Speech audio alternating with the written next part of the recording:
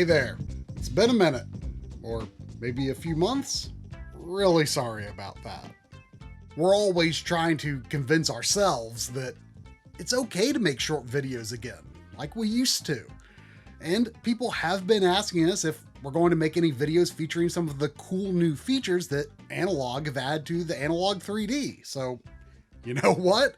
That's exactly the kind of thing that we need to just make real quick and stop thinking it has to be part of some huge project that we might never get around to. So let's freaking do it! The main thing I'm curious to look into today comes from the most recent firmware, version 1.5.0. This update has what Analogue's patch notes call internal graphics upscaling, but keep your expectations in check. Labeled as horizontal upscaling in the advanced section of the newly sorted menus, this is currently categorized as experimental in the per game settings. Analogue's patch notes describe it as doubling pixels horizontally for 3D objects, only horizontally, without tampering with the look of 2D elements or impacting system accuracy and performance. And as far as I can tell, that seems to be an accurate enough description. They also note that this feature is quote-unquote synergistic with all Analogue original display modes, and I can see why. When you're not using CRT effects or at least scan lines, the resulting extra skinny pixels do look a bit weird. In fact, it looks a lot like what games look like when you're not using the deblur feature. The reason N64 games look like this when sharply digitized is because the final output is always 640 pixels horizontally, regardless of what resolution the game is rendering at, typically 320 pixels wide. So instead of filling each row with a smear across 640 pixels, deblur just displays the internal 320 pixel render cleanly, while the new horizontal upscaling feature does indeed actually fill in the line with extra detail. As advertised, 2D elements tend to retain their crisp and clean pixel look, but some HUD type things may actually be part of the 3D render and can look a bit worse as a result, like the 3D menus in the Zelda games. These menus just look better with deblur at the original resolution as seen on the left. I think so anyway. Now, I can't envision any reason to use this feature in Mischief Makers, but it does reveal interesting differences in how some objects seem to be defined in the game engine. Marina still looks crisp in 2D, but NPCs do not. So yeah, this feature isn't suited for all games. Horizontal upscaling also works when games are running at resolutions other than 320 pixels wide, though in these cases it can look even weirder with uneven pixels and muddy edges of contrast. Sometimes it can reveal much detail, but other times the benefits can be a bit unclear. When sitting a reasonable distance from the screen and with the motion of regular gameplay though, in general I find that my eye isn't really drawn to the odd pixel proportions, and I suppose I can appreciate the extra detail even if it's often relatively slight. If I'm not mistaken, Perfect Dark's high-res mode is already 640 pixels wide, and if the horizontal upscaling feature is doing anything here at all, then it's definitely in placebo territory. But if comparing the game's own high-res mode without Analogue's horizontal upscale versus the low-res mode with the horizontal upscale, then it's not 100% the exact same result as using the in-game high-res mode. But it also gets shockingly close in some ways. The differences may just be down to reduced quality parameters in the low-res mode. All these caveats noted, they mostly don't even matter once you turn on any of the display modes other than clean. Any of the others will do. Scanlines, BVM, PVM, or consumer CRT. Combined with softened horizontal blur that adds that authentic analog video look, you do genuinely gain additional visible scene detail compared to the purely native resolution render. But the benefits are most often fairly modest. Since N64 games have such low resolution filtered textures and the vertical resolution remains unchanged, I don't immediately perceive near field detail as being particularly noticeably clearer. So the benefit mostly lies in increased detail at a distance, but whether it's worth the trade-off in rendering accuracy is something only you can decide for yourself. But generally, I don't see any harm in using this feature if you like what it adds to the game, especially while scanlines are in play. I mean, combined with those CRT effects, this really is pretty much just free extra detail, while still having the authentic CRT vibe. Results do vary, but it absolutely often is pretty great.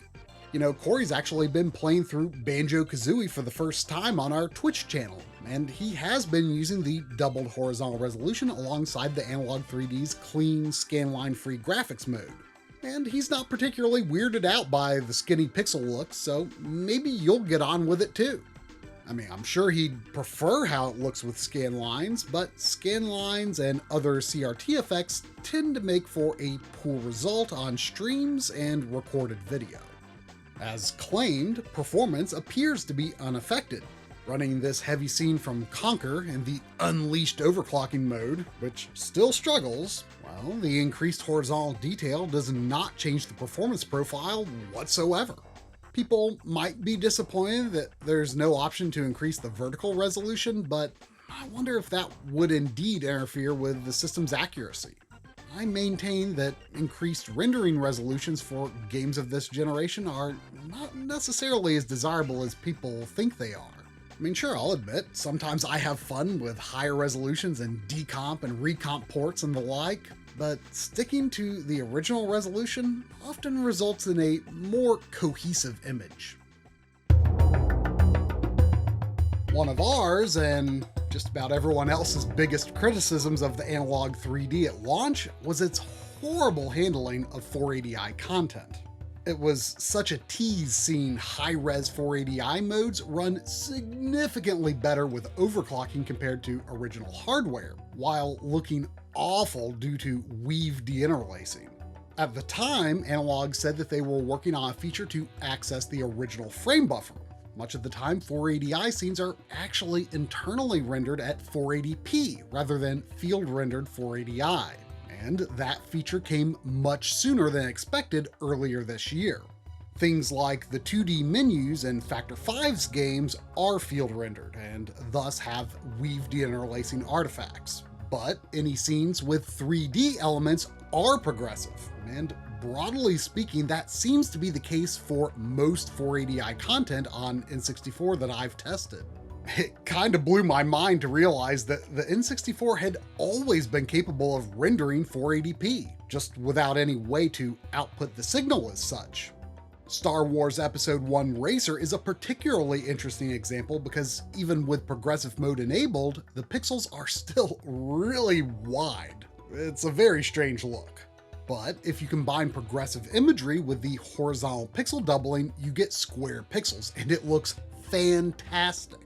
I really didn't like this game much back in the day, but with the boost to clarity and performance, I think I'm ready to give it a second chance.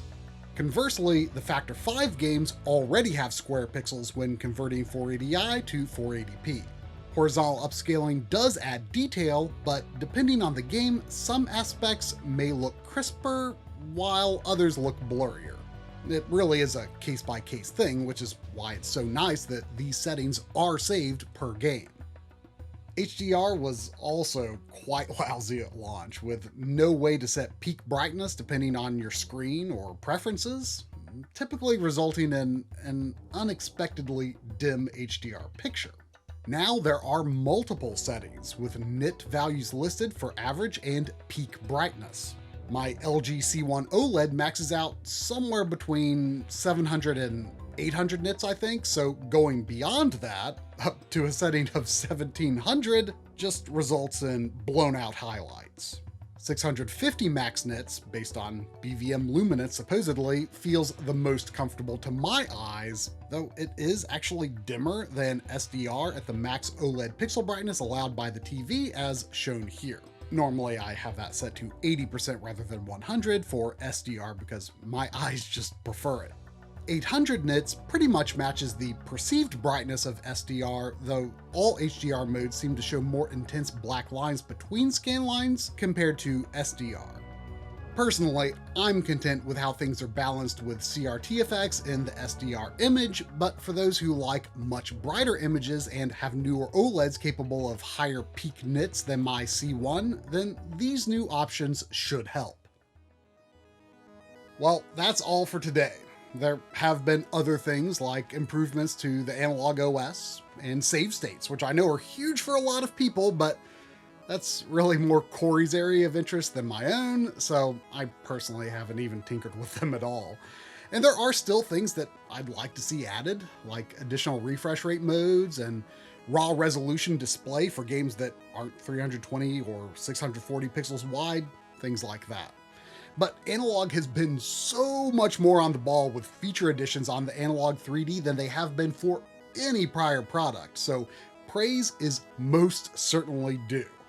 And, you know, while we are usually very content with the state of analog consoles at launch, it's come to be conventional wisdom that you really shouldn't expect very many major advancements to come in the months and years after the fact. So you really should be buying based on the quality of the product at launch and not what you hope might be added later. Same could probably be said for lots of things. But the Analogue 3D has absolutely exceeded those expectations. So here's to hoping that this isn't just a one-off phase of killer post-launch support.